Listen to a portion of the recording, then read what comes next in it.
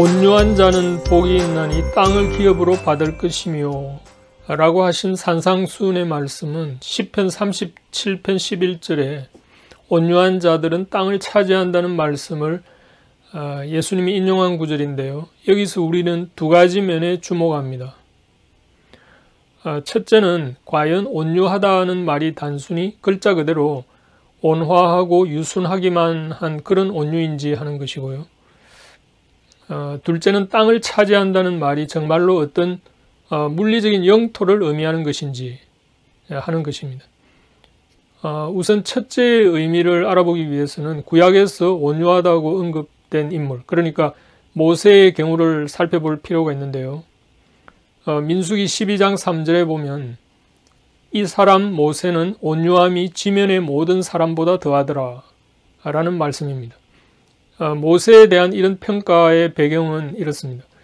모세가 구스 여자를 취한 것에 대해서 모세의 누나인 미리암과 형 아론이 모세를 비방합니다. 구스는 지금의 에티오피아에 해당하니까 구스 여자는 당시 이스라엘 입장에서 보면 이방 여인이었죠.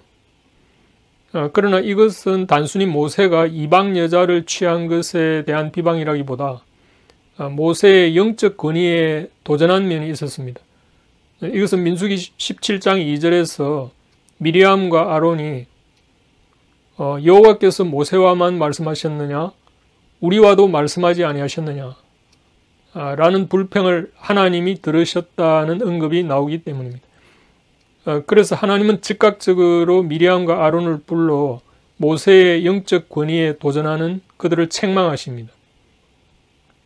그러자 미리암은 그 벌로 나병에 걸리게 되는데요. 이에 모세는 자신을 업신여긴 미리암이 나병으로 벌받은 것을 고소하게 생각지 않고 이 고소하다는 말을 경상도 사투리로 오지다 라는 이런 말을 쓰는데 혹은 뭐 꽃이다 이런 말도 씁니다. 쌤통이다 뭐 이런 뜻이죠. 그러니까 말하자면 모세는 미리암이 벌받은 것을 고소하게 생각지 않고 오히려 하나님께 미리암의 나병을 고쳐달라고 애원합니다. 이런 모세의 태도를 하나님은 온유라는 말로 표현한 것입니다. 이와 유사한 예로는 다윗이 있습니다. 사무엘하 16장에 보면 다윗이 아들 압살롬의 반역으로 예루살렘을 버리고 도망해서 바후림이란 마을에 이르렀을 때 사울 집안의 사람인 시므이가 다윗을 저주하는 다음과 같은 말을 합니다. 영영 가거라 이 피비린내 나는 살인자야, 이 불안당 같은 자야, 네가 사울의 집안 사람을 다 죽이고 그의 나라를 차지하였으나 이제는 주님께서 그 피값을 모두 너에게 갚으신다. 이제는 주님께서 이 나라를 너의 아들 압살롬의 손에 넘겨주셨다. 이런 형벌은 너와 같은 살인자가 마땅히 받아야 할 재앙이다. 다윗에게 퍼부은 이런 시므이의 저주를 듣게 된 다윗의 신복들이 그를 죽이려고 할 때 다윗은 오히려 그들의 행동을 다음과 같은 말로 만류합니다. 생각하여 보시오. 나의 몸에서 태어난 자식도 나의 목숨을 노리고 있는데 이러한 때에 하물며 저 베냐민 사람이야 더 말해 무엇하겠소. 주님께서 그에게 이렇게 하라고 시킨 것이니 그가 저주하게 내버려 두시오.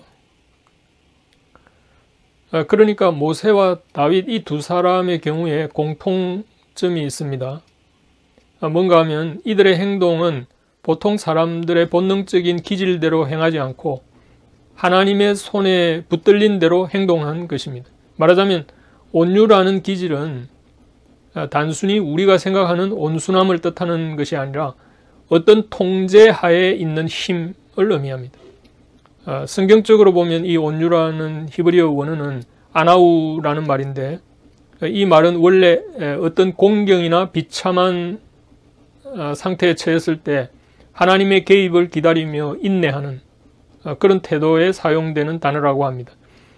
때문에 이 온유라는 말은 그저 유약하기만 한 태도가 아니라 때로 하나님의 손에 붙들린 바 된 힘을 발휘하기 때문에 외유내강의 면을 지닌 성품인 것이죠. 그런 점에서 보면 성경에서 가장 온유한 성품의 전형적인 모습은 예수님에게서 볼 수 있지 않을까 합니다. 사실 예수님은 자신이 친히 나는 마음이 온유하고 겸손하니 라고 말씀하셨는데, 이는 예수님이 보여주신 종의 자세, 그러니까 내 아버지께서 이제까지 일하시니 나도 일한다고 말씀하신 것처럼 예수님은 철저히 하나님의 뜻에 순종하는 삶의 본을 보여주셨죠. 내가 진실로 진실로 너희에게 이르노니 아들이 아버지의 하시는 일을 보지 않고는 아무것도 스스로 할 수 없나니 아버지께서 행하시는 그것을 아들도 그와 같이 행하느니라 라고 말씀하심으로 예수님은 철저히 자신의 행동이 하나님께 붙들림 바 된 것임을 보임으로써 예수님이야말로 온유한 성품의 대명사가 아닐까 합니다. 그렇기 때문에 예수님의 온유함도 단순히 유약하기만 한 것이 아니라 때로 성전에서 장사하는 사람들을 내쫓는 거룩한 분노를 표출하는 성품으로도 나타나는 것입니다. 그렇다면 이런 온유한 성품을 가진 자는 땅을 차지하게 된다는 것은 무슨 의미일까요? 지금까지 온유한 성품이 어떤 통제된 힘, 그러니까 성경적으로는 하나님의 손에 붙들림 바 된 성품을 의미한다고 했을 때 이미 이 사람은 하나님의 통치하에 있는 사람이죠. 그리고 하나님의 통치를 받는 사람은 이미 그에게 하나님의 나라가 임한 사람입니다. 그러니까 이때 하나님의 나라는 물리적인 나라가 아니라 통치 개념인 셈이죠. 그렇다면 땅도 나라와 같은 개념으로 보아서 통치 개념으로 볼 수 있습니다. 복음서에는 이 개념을 이해할 수 있는 좋은 예가 있습니다. 공관복음에 모두 기록된 이야기 가운데 예수님이 눈 멀고 벙어리 된 자를 고쳐주셨을 때 바리새인들이 예수님의 능력을 귀신의 왕 바알세불을 힘입은 것이라고 폄하하는 장면이 있습니다. 이에 대한 예수님의 반응은 이런 것이었습니다. 어떤 논리였냐면 사단이 사단을 쫓아내면 스스로 분쟁하는 꼴이 되는데 어찌 나라가 서겠느냐고 하시면서 내가 하나님의 성령을 힘입어 귀신을 쫓아내는 것이면 하나님의 나라가 이미 너희에게 임하였느니라 라는 말씀을 하십니다. 여기서 하나님 나라는 물리적인 땅의 개념이 아니라 통치, 그러니까 일종의 영향력 내지 지배의 개념으로 사용된 말입니다. 따라서 온유한 자가 땅을 차지한다는 말은 하나님께 붙들림 받은 사람은 하나님의 다스림을 받는 나라에 속하게 된다는 뜻이 됩니다. 물론 궁극적으로 온유한 자가 땅을 차지한다는 말은 예수님의 재림으로 도래할 영원한 새하늘과 새 땅을 차지한다는 의미이기도 합니다. 그러나 예수님의 초림으로 이미 하나님의 나라는 이 땅에 임했습니다.